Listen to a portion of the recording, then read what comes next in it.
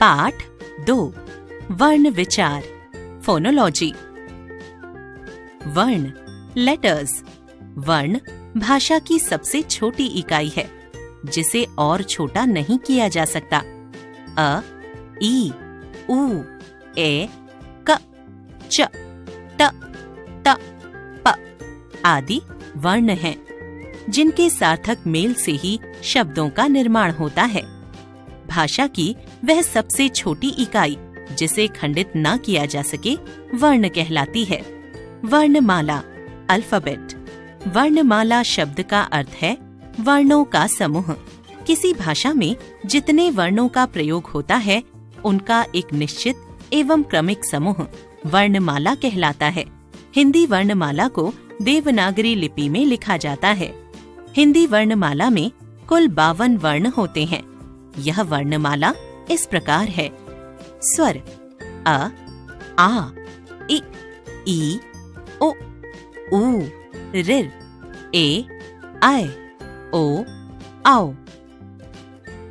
व्यंजन क वर्ग क, ख, ग, घ, अण।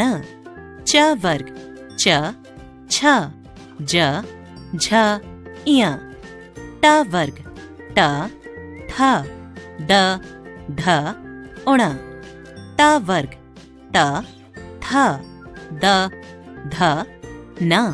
प वर्ग प, फ, ब, भ, म, य, र, ल, व। अंतस्थ व्यंजन श, श, स, ह। ऊष्म व्यंजन अनुस्वार अंग। विसर्ग आहा, अयोग वाह, ड़, ह। अतिरिक्त व्यंजन श, त्र, ज्ञ, श्र। संयुक्त व्यंजन। उच्चारण और प्रयोग की दृष्टि से हिंदी वर्णों को 2 भागों में बांटा गया है, स्वर तथा व्यंजन। स्वर वॉवल्स। स्वरों के उच्चारण में मुंह से निकलने वाली हवा बिना किसी रुकावट के बाहर निकलती है। जिस ध्वनि का उच्चारण स्वतंत्र रूप से अर्थात किसी अन्य वर्ण ध्वनि की सहायता के बिना होता है वह स्वर कहलाती है। हिंदी में निम्नलिखित 11 स्वर हैं। अ, आ, इ, ई, उ, ऊ, ऋ, ए, ऐ, ओ, औ।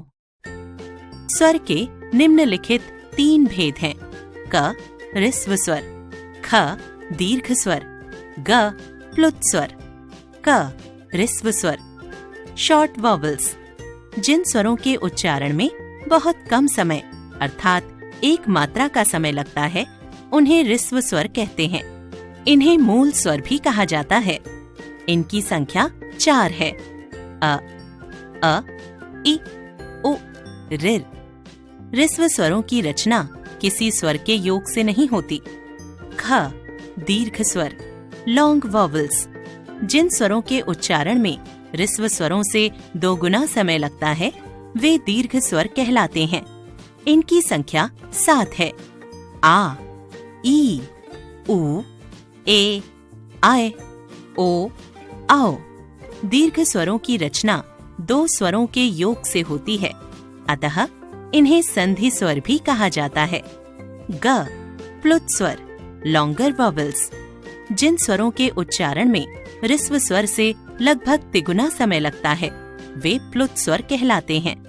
प्लुत स्वर को दर्शाने के लिए स्वर के आगे 3 का अंक लगाया जाता है, जैसे ओम, मुन्ना, अम्मा आदि। प्लुत स्वरों का उच्चारण पुकारने और मंत्र पढ़ने में किया जाता है। मात्राएं साइंस ऑफ वॉवल्स। स्वर का जो रूप व्यंजन के साथ जुड़ा होता है उसे मात्रा कहते हैं।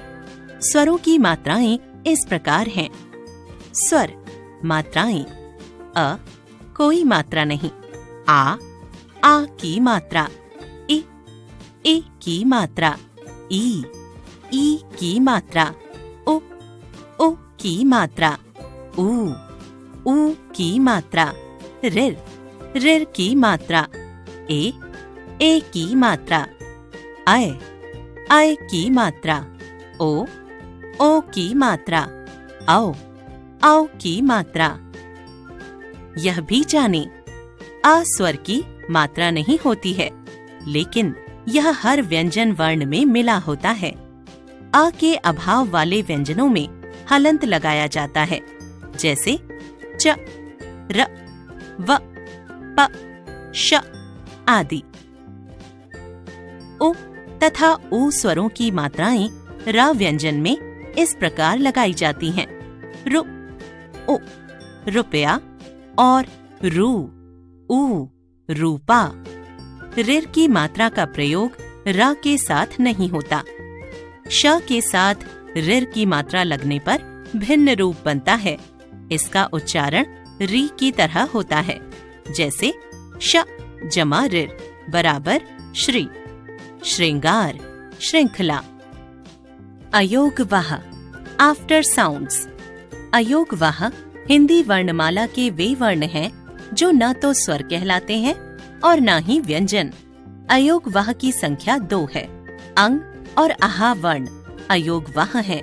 इन वर्णों का प्रयोग प्रायः स्वरों के समान ही व्यंजनों के साथ किया जाता है। क अनुस्वार, नेजल साउंड्स। अंग का चिन्ह अनुस्वार कहलाता है, जैसे रंग, जंग, मंगल, अंग, चंदन आदि। इनका उच्चारण न की भांति होता है। ख विसर्ग, कोलन। आहा का चिन्ह विसर्ग कहलाता है। इसका प्रयोग व्यंजनों के तत्सम शब्दों में ही होता है, जैसे अतः, प्रातः आदि। इसका उच्चारण ह के समान किया जाता है। ग अनुनासिक, सेमी नेजल। जो स्वर मुख के साथ साथ नाक से भी बोले जाते हैं, उन्हें अनुनासिक या चंद्र बिंदु कहते हैं। हिंदी में अनुनासिक को अर्धचंद्र के द्वारा व्यक्त किया जाता है, जैसे सांस, आंख, दांत, हंसना आदि। व्यंजन, कॉन्सोनेंट्स। स्वर की सहायता के बिना हम व्यंजन वर्णों को हलंत लगाकर क, च, ट, प के रूप में लिख तो सकते हैं, लेकिन उच्चारण नहीं कर सकते। व्यंजनों का उच्चारण सदैव स्वर की सहायता से होता है, जैसे क जमा अ बराबर क, न जमा अ बराबर न। जिन वर्णों के उच्चारण में वायु रुकावट या घर्षण के साथ मुंह से बाहर निकलती है, उन्हें व्यंजन कहते हैं। व्यंजन को निम्नलिखित 3 आधारों पर वर्गीकृत किया गया है। क उच्चारण स्थान के आधार पर, ख उच्चारण के आधार पर, ग स्वर तंत्रियों में कंपन के आधार पर, क उच्चारण स्थान के आधार पर, on the basis of point of articulation. उच्चारण स्थान की दृष्टि से व्यंजनों के 3 भेद हैं। 1 स्पर्श व्यंजन, म्यूट कॉन्सोनेंट्स। स्पर्श का शाब्दिक अर्थ है छूना। जिन वर्णों के उच्चारण के समय हवा मुख के विभिन्न भागों, जैसे कंठ, तालु, मूर्धा, दांत या होठों को स्पर्श करते हुए मुख से बाहर निकलती है, उन्हें स्पर्श व्यंजन कहते हैं। क से म तक स्पर्श व्यंजनों के 5 वर्ग हैं। इनकी संख्या 25 है। 2 अंतस्थ व्यंजन, सेमी कॉन्सोनेंट्स। अंतस्थ का अर्थ है स्वर और व्यंजन के बीच में स्थित। इनका उच्चारण जीभ, तालु, दांत और होठों के निकट आने से होता है, किंतु श्वास में रुकावट कम होती है। ये 4 हैं, य, र, ल और व। 3 ऊष्म व्यंजन, सिबिलेंट कॉन्सोनेंट्स।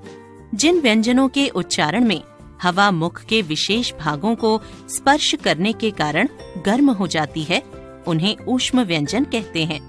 ये भी संख्या में 4 होते हैं। श, श, स, ह।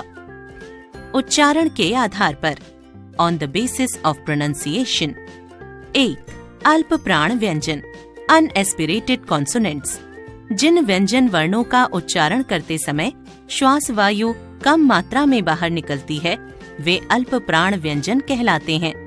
प्रत्येक व्यंजन वर्ग का पहला, तीसरा तथा पांचवा वर्ण और य, र, ल, व अल्प प्राण व्यंजन होते हैं। ये व्यंजन हैं क, ग, अण, च, ज, इय, ट, ड, उण, त, द, न, प, ब, म तथा य, र, ल, व। 2. महाप्राण व्यंजन एस्पिरेटेड कॉन्सोनेंट्स। जिन वर्णों का उच्चारण करते समय वायु अधिक मात्रा में बाहर निकलती है उन्हें महाप्राण व्यंजन कहते हैं।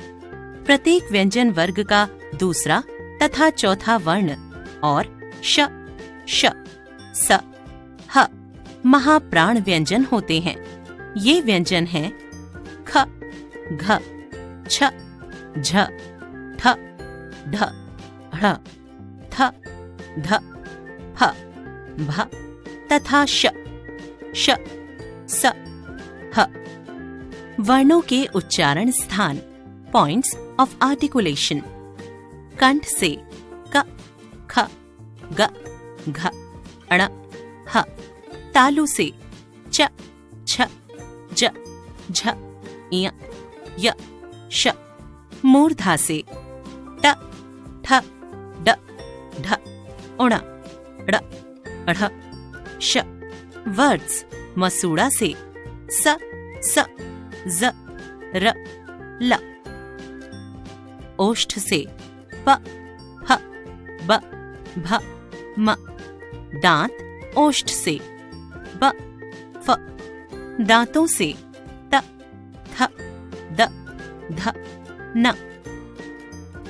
ख स्वर तंत्रियों में कंपन के आधार पर on the basis of vibration of vocal cords. 1. अघोष अनवॉइस्ड। जिन ध्वनियों का उच्चारण करते समय स्वर तंत्रियों में कंपन उत्पन्न नहीं होती उन्हें अघोष कहते हैं।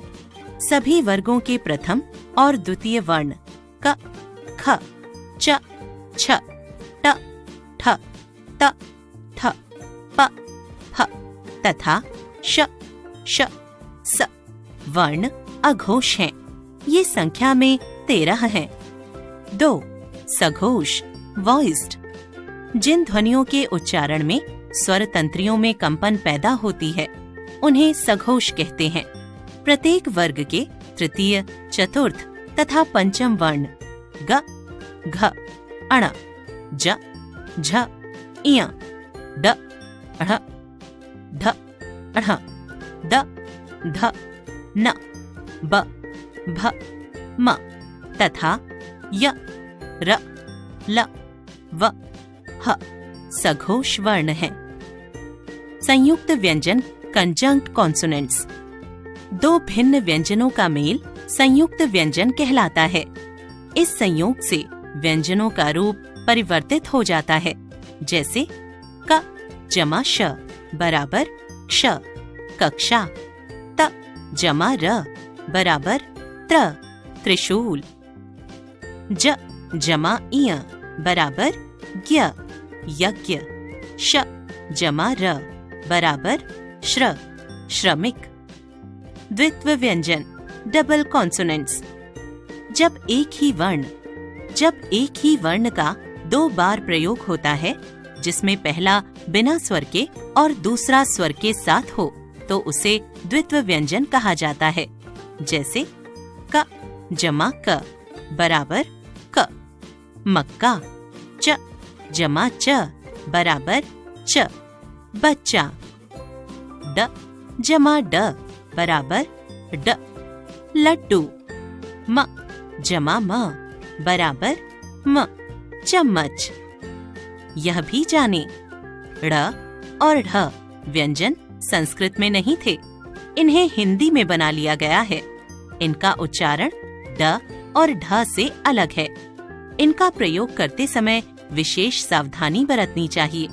जैसे बूढ़ा, सड़क सही शब्द हैं, जबकि बूढ़ा और सड़क गलत हैं।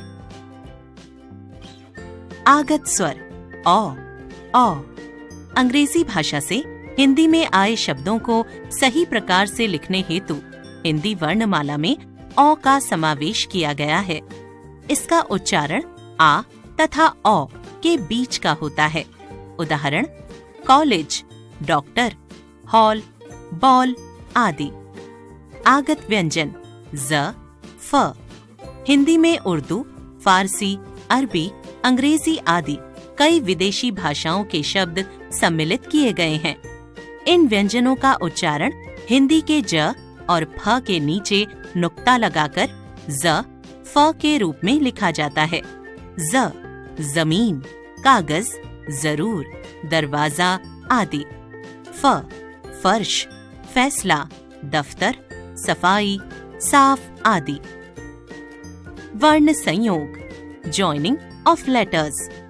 वर्णों का परस्पर मेल वर्ण संयोग कहलाता है। व्यंजन और स्वर का संयोग joining of vowels and consonants. सभी व्यंजन स्वरों की सहायता से ही बोले जाते हैं। स्वरों की सहायता के बिना व्यंजनों का उच्चारण संभव नहीं होता। जल शब्द का उच्चारण स्वरहीन ज ल होने पर संभव नहीं है।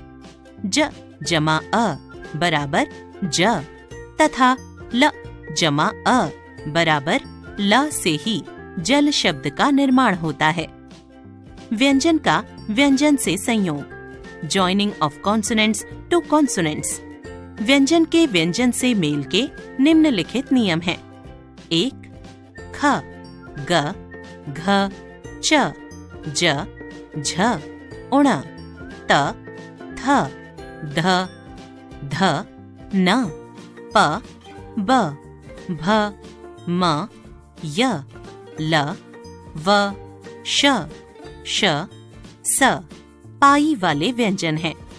इन्हें आगे वाले व्यंजन से मिलाते समय इनकी पाई खड़ी रेखा को हटा दिया जाता है। जैसे घ जमा न बराबर घ्न शत्रुघ्न, त जमा त बराबर त पत्ता, 2 छ ट ठ ड ढ द ह बिना पाई वाले व्यंजन हैं। इन्हें किसी व्यंजन से मिलाते समय पहला व्यंजन आधा अर्थात हलंत युक्त तथा दूसरा व्यंजन पूरा लिखा जाता है। जैसे ट जमा ठ बराबर ठ, लट्ठा, ड जमा ढ बराबर ढ, बुढ़ा। 3. क और फ का संयोग इस प्रकार से होता है। क जमा त बराबर त, त, रिक्त, मुक्त। फ जमा त बराबर थ, मुफ्त, रफ्तार। 4. इय, अण, उण, न, म के स्थान पर अंग को भी प्रयोग में लाया जाता है। 5. र वर्ग के प्रयोग के निम्नलिखित नियम हैं। क जब र स्वर रहित हो तो वह अपने से आगे आने वाले वर्ण के ऊपर लगता है। जैसे र जमा म बराबर कर्म, र जमा द बराबर दर्द। ख जब र से पहले कोई स्वर रहित व्यंजन हो तो र उसके पैरों में लग जाता है। जैसे प जमा र बराबर प्र, प्रसाद। क जमा र बराबर क्र, चक्र। ग श के साथ र का संयोग होने पर इसका रूप बदल जाता है। जैसे श जमा र बराबर श्र, श्रमिक, श्रीमान। घ स के साथ र का संयोग होने पर स्र बन जाता है। जैसे स्र, स जमा र बराबर स्र, सहस्र। अण त के साथ र का संयोग होने पर त्र बन जाता है। त्र बनता है। जैसे त जमा र बराबर त्र, मित्र, पत्र। च ट और ड के साथ र का संयोग होने पर र उनके नीचे पदेन के रूप में जुड़ जाता है। जैसे ट जमा र बराबर ट्र, राष्ट्र। ट्रक, ड जमा र बराबर ड्र, ड्रम, ड्रेस। यह भी जाने स के साथ त्र संयोग होने पर स्त्र बनता है, जैसे वस्त्र, अस्त्र आदि, जबकि स जमा र बराबर स्र होता है। इसलिए स्त्र तथा स्र के प्रयोग में सावधानी बरतनी चाहिए।